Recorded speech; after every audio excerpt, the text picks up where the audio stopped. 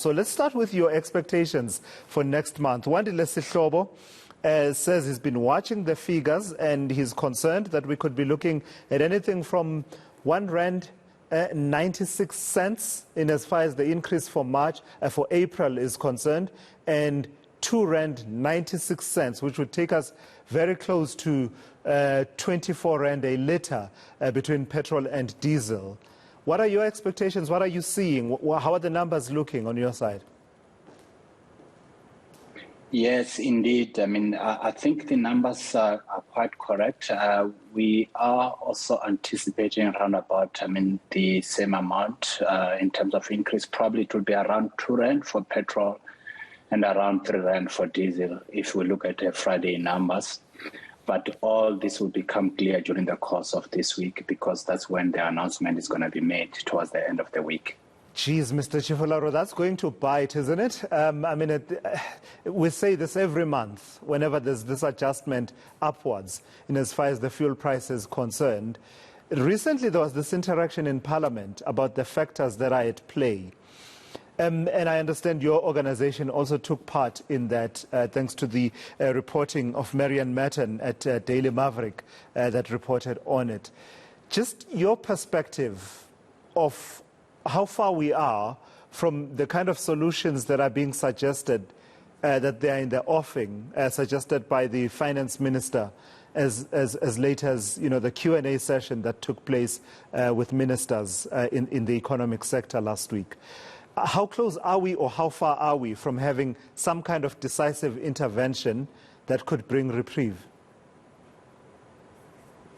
Let me start by saying that, we are not privy to any of the intervention that the Minister of Finance was talking about in Parliament. And we can't really comment as to whether we are close to finding any immediate solution as far as minimizing the impact of rising fuel prices on motorists. However, I think we need to acknowledge that the major factor in terms of rising fuel prices, these are issues that are outside our borders.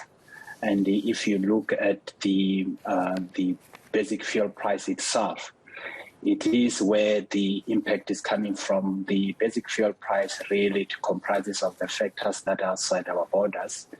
And if you look at what really can we do to influence that, is almost zero. You will recall that the Minister of Finance during his budget vote speech, he did not adjust the fuel levies. He did not adjust the road accident fund levy as well.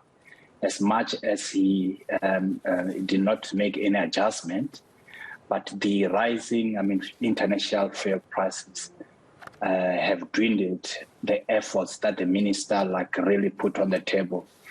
And if you look at the international product prices or the basic fuel price, there's nothing that you really can do in the short term period.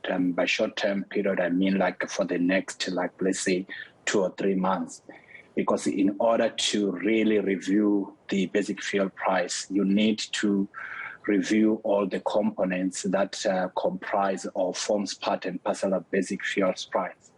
So the basic fuels price, in short, really, it represents the realistic market cost of importing products into South Africa. It is not a true import parity. It does not model the cost of full importation of products into South Africa. It's just, a formula which is really trying to mimic what will potentially happen in a deregulated market. So I'm looking at the table that was issued by the Department of Energy recently, just tracking what the components are of the fuel price. And you've been talking to the basic fuel price. And if I read this correctly, it's a bit difficult to read because they mention the figures in cents as opposed to rand and cents. They're saying, if I read correctly, the basic fuel price is 11 Rand and 27 cents, if I read the numbers correctly. Then there's 93 Rand fuel tax.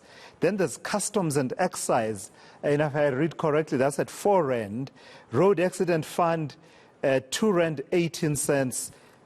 Transport costs, Then there's, wholesale margin as well as retail margins.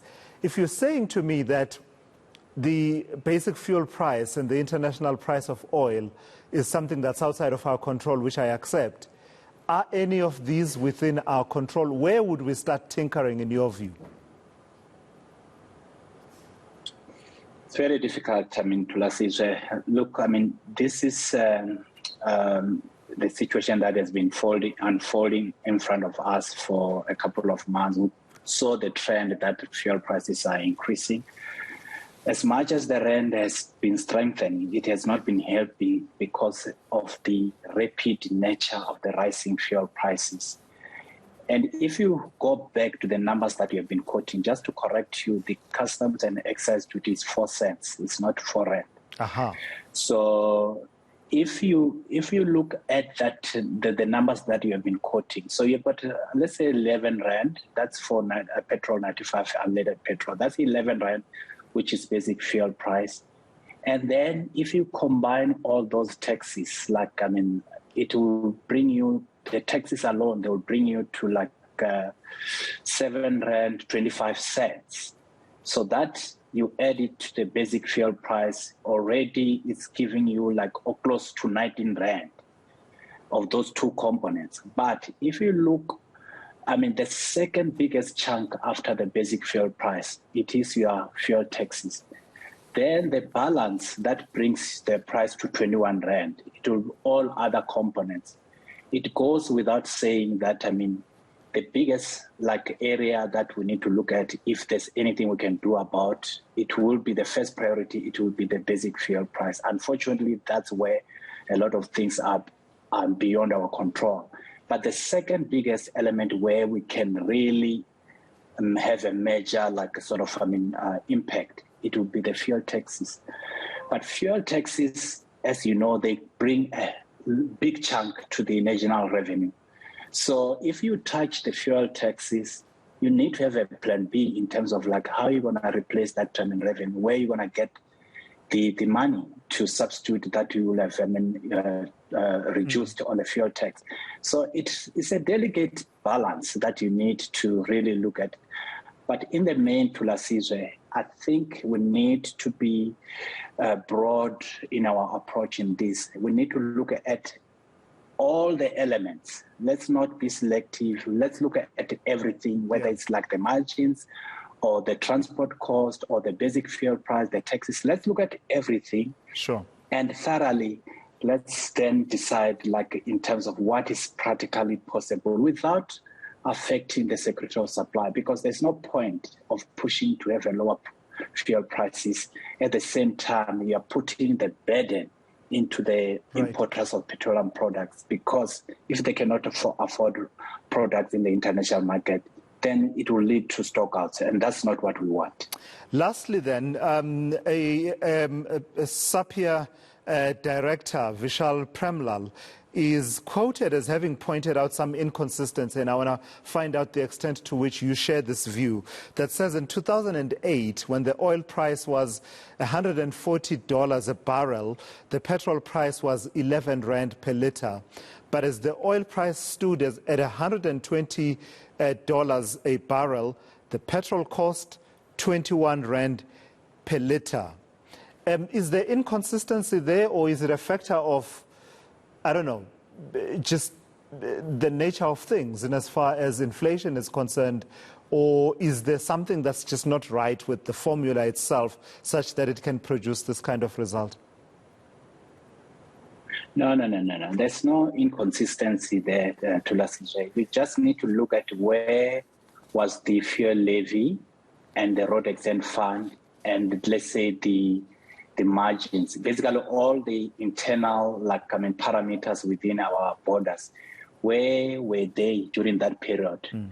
So if you look at that, what is making really the percentage of the fuel taxes to be lower right now with the price at 21 is because the basic fuel prices has increased at a significant pace. But also, if you look at the fuel levy and road exempt fund, they have increased quite significantly over that period. and so is the margins and the other transport costs. So if you look closely at all the elements, there is a very good explanation of why we are where we are now. All right, I've got to thank you for your time, Mr. Avhapfani Tshifularo. Hard times ahead there, as he explains to us. And in fairness to Mr. Premlal, he did also give the same explanation that Mr. Tshifularo is giving in as far as the contribution of levies and the road accident fund and taxes to that increase between the years that he cites.